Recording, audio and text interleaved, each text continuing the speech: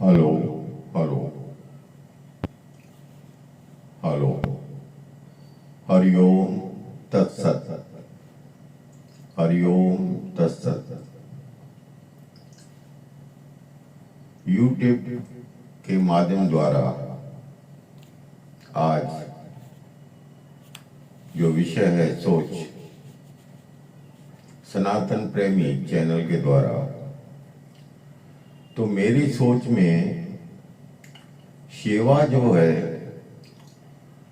सेवा वाला जो करने वाला है वो उसको कई बातें सुननी पड़ती है, बहुत बातें सुननी पड़ती है। कांडला पोर्ट के एक शहर, गांधीधाम कांडला पोर्ट के शहर में जब साइक्लोन आया था, एक दिन के अंदर हजारों लोग मर चुके थे, एक दिन में, जिसकी लाशें 3-3 दिन पड़ी हुई थी हॉस्पिटलों में, जो रूल्स होता है पोस्टमार्टम करने का। तो जब सेवादारियों ने उन लाशों को उठाया, बाद में तो पोस्टमार्टम बंद हो गया, पर उस टाइम जो था तो हम देखते थे कि कई नेता लोग आते थे जाते थे। नेताओं का काम है ऑर्डर देके चले जाने का, देख के चले जाने का, और कुछ नहीं है। मैंने जो देखा, कहने का मतलब यह है, जो सेवा कर रहे थे फिर कहीं उनके लिए कई बातें वो हो रही थी, कोई आगे नहीं आ रहा था, उस सड़ी हुई लाशों को कोई लेने नहीं आ रहा था। आज जो सिंध प्रांत में इतना कहर हुआ कुदरत का, वो बहुत बड़ा कहर है। तो हम तो कहते हैं, ऐ मालिक तेरे बंदे हम, ऐ मालिक तेरे बंदे हम, तू अमावस को कर दे पूनम। तो ये जो सिंध के लिए अमावस आई है, काली रात आई है, तो पूनम भी आएगी। ऐसी बात नहीं कि पूनम नहीं आएगी, अमावस के बाद पूनम आती है। तो सिंध शहर भी जो है उस काली रात से निकल जाएगा। मैंने हमेशा देखा है, सिंधी लोग कभी भी हाथ यूं करके मांगने वालों में से नहीं है, कभी भी नहीं है। वो छोटा मोटा बिजनेस कर लेगा पर किसी के आगे हाथ नहीं फैलाएगा। तो कभी भी सिंधी अपने बलबूते पे सब आप देखेंगे वो सब कुछ कर लेगा। पर जो सिंध था, आज मुझे एक याद है कहानी का, कभी भी पढ़ता हूं कि सिंध का महाराजा दाहिर सिंह, वो भी सिंध के लिए लड़ा था। इसका मतलब सिंध एक बहुत बड़ा प्रांत था, सिंध का बड़ा नाम था। हरियाली में कहते थे सिंध, सब्जियों हर सब्जी में बोलते थे सिंध। तो सिंध का वो नाम था, जिसका राजा महाराजा दाहिर सिंह था। उसका कितना इलाका था जिस परंतु सिंध पे सबकी नजर रहती थी। तो आजकल के जो नेता हैं, जब मैं देखता हूं मुझे बड़ा दुख लगता है, बहुत दुख लगता है। लोग मर रहे हैं, आज उसको 5-6 दिन हो गए, कई बीमार हो गए हैं, बच्चे परेशान में लगे पड़े हैं, माँ बहनें परेशानी में लगी पड़ी है। सेवादारी तो अपने सेवा का काम कर रहे हैं सब कुछ, पर आप देखोगे कि आप अगर उसमें उम्मीद नेताओं में से लगा के अगर बैठे हो तो सरकार से अगर उम्मीद लगा के बैठे हो तो सरकारें आपके लिए इतना नहीं करेगी। मेरे जीवन के ये अनुभव है, मैं इसलिए बार बार यही बात बोलता हूं कि जो मेरे माइंड में सोच है तो ये सब मैंने देखी है। नेता आएंगे, और मैंने पहले भी वीडियो में बोला है कि आपको मदद तो बहुत आएगी, क्योंकि देने वाले बहुत हैं, सेवा करने वाले कम है। पर आज की जो जनरेशन है वो पढ़ी लिखी जनरेशन है, पाकिस्तान की पढ़ी लिखी जनरेशन है, जो नेताओं से बात कर सकती है, सरकार से बात कर सकती है। जब वो पढ़ी लिखी नौजवान उस आगे निकलेगी तब जाके कुछ ना कुछ होगा। बाकी अगर आप कहोगे, अभी मैं खुद ही वो देखता हूं कि वहां पे बाढ़ आ गई है, लोग मर रहे हैं, बेचारे डूबे हुए पानी में पड़े हुए हैं आधे आधे, और वो देखता हूं तो सफाई कर रहे हैं, जलसे कर रहे हैं, एक दूसरे के ऊपर आक्षेप छोड़ रहे हैं। और आगे चल के अगर कुछ देंगे तो आप देख लेना यही होगा कि मेरा इलाका ये माल उधर जाना चाहिए, मेरा इलाका माल उधर जाना चाहिए। इसलिए मैं कहता हूं कि सिंध जो है, सिंध के जो लोग हैं वो मेहनत कश लोग हैं। इस जो अमावस रात हुई है उसको पूनम करने में उनको देरी नहीं लगेगी। सिंधी कभी भी पीछे नहीं हटे हैं। दायर सिंह महाराज अब कभी पीछे नहीं हटा था। तो मेरे कहने का मतलब क्या है कि हम जो सेवा करते हैं, सेवा करने वाले को तो दो बातें सुननी पड़ेगी, इतना तो उनको मजबूत होना पड़ेगा, क्योंकि ये ऐसा ही होता है सेवा करने में। अगर आप कहीं किसी को कुछ देने जाते हो तो बोलेगा आधा जरूर को पैसा खुद खा लिया होगा, राशन अपने घर पे लेके गया होगा। मैं अपनी एक बात आपको बताता हूं। जब हमारे यहाँ भूकंप हुआ था तो हम ट्रक के भर के घर घर में जाके हम वहां तक किट और अनाज पहुंचाते थे, एक एक घर में। तो मैं जब रात को घर पे आता था तो घर वाले मुझको बोलते थे, कहते थे आपके घर में आटा है, सब दुकानें बंद पड़ी है, आपके घर में आटा कभी सोचा है? तो मैंने बोला तुमने तो कभी बोला ही नहीं था भाई आटा चाहिए, घर में नहीं है। तो मेरे को बोला तुम तो लाइनों में ट्रक के भर के सबको देते जाते हो घर घर में, तो इस लाइन में क्यों नहीं आए हो? मैंने उसी टाइम ऑफिस में जाके बोला था कि भाई इस लाइन के अंदर आटा नहीं पहुंचा है। दूसरे दिन सुबह को वहां से ट्रक स्टार्ट हो गई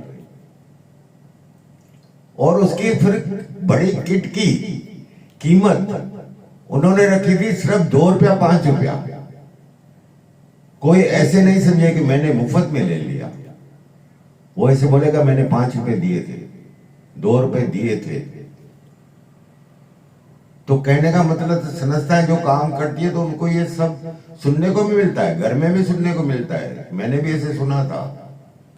तो आज जो सेवा करते, मैं पहले भी वीडियो में बोल चुका हूं, आज सेवा करने के लिए हमारे सरदारों वडेरों को, बोतारों को, उन्हों को आगे बढ़ना पड़ेगा।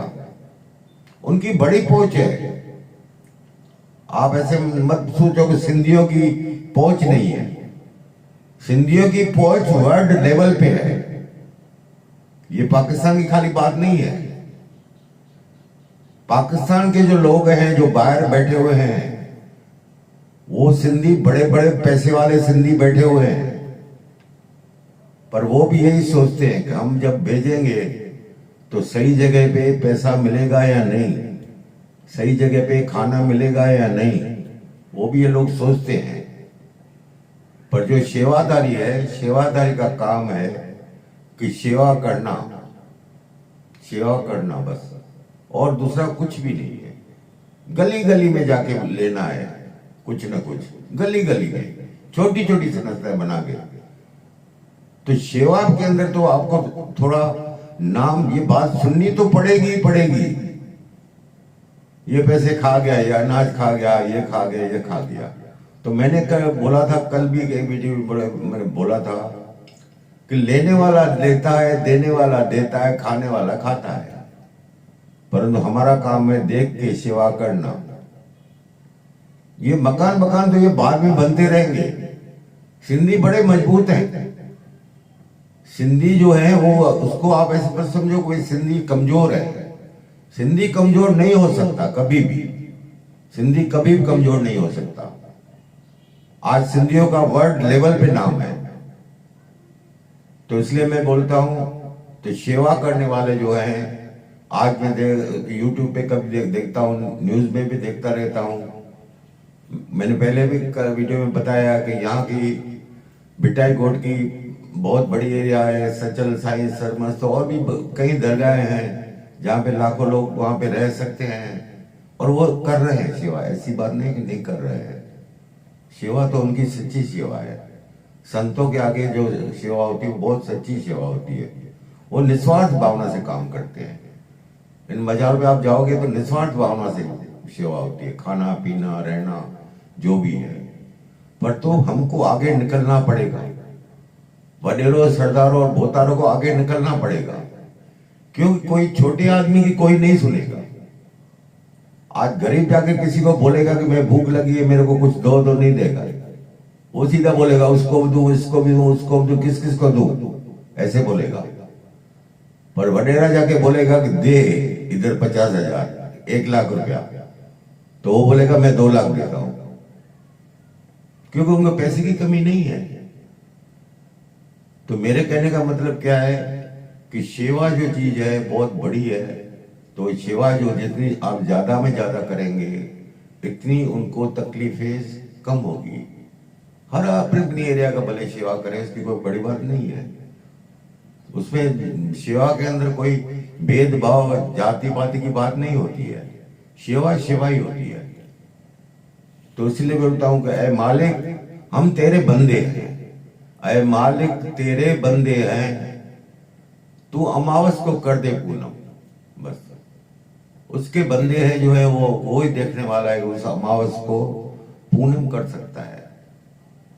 तो मेरे कहने का मतलब यह है कि सेवा में दो बातें भी अगर सुननी पड़ती है तो सुनना चाहिए, परंतु सेवा को बंद नहीं करना चाहिए। आज तकलीफ है, हमेशा नहीं रहेगी। आगे की फिर आगे सोचेंगे, आगे की फिर आगे सोचेंगे। एट प्रेजेंट हम क्या कर सकते हैं, बस वो सोचना है। हमको ये भी नहीं सोचना है कि वो सरकार हमको भेजेगी, इतना 1,000 भेजेगी, इतना 1,000 भेजेगी, खाना भेजेगी, टेंट भेजेगी, वो भेजेगी। नहीं भेजेगी। अगर भेजेगी तो आप देख लेना, जो बड़े बड़े नेता वेता की जिनके मकान थोड़े टूट गए, उन्हें सगे संबंधी को उनके घर के आगे बड़ा टेंट आपको दिखाई देगा, पर किसी गरीब के आगे वो टेंट भी नहीं दिखाई देगा आपको। ये मैं अपने जीवन की हकीकत बता रहा हूं आपको। आप उसके भरोसे मत रहो। अगर छोटी तालपत्री मिल जाती है ना प्लास्टिक की, वो भी लगा के बैठ जाओ तो वो भी ऐसे समझो कि ये हमने लगाई है, हल्की है तो हल्की है। जो हमारे से होता है वैसे ही कर सकते हैं। हम किसी के भरोसे नहीं बैठ सकते। बाकी मैंने पहले भी कहा था कि वडेरे सरदारों को भोतारों को इतनी पहुंच है, वो एक फोन पे जो है ये तो मच्छरदानी जो कम पड़ती है, दवाइयां कम पड़ती है, एक फोन से बाय एयर सब चीजें मंगा सकते हैं। पर उनके लिए सेवादारी चाहिए, सेवा करने वाले चाहिए। और सेवा करने वाले आज की जो पढ़ी लिखी नौजवान है वो ही कर सकते हैं, क्योंकि पढ़े लिखों की आज की जनरेशन से सोचने की समझ अलग है। फास्ट चलने वाले हैं, सोच स्लो में चलने वाले आज की जनरेशन नहीं है। आप कभी पाकिस्तानी बच्चों से बात करो, वो फटाफट सोच आपको बता देंगे, अगर ऐसे कर दो हम ऐसे कर देंगे।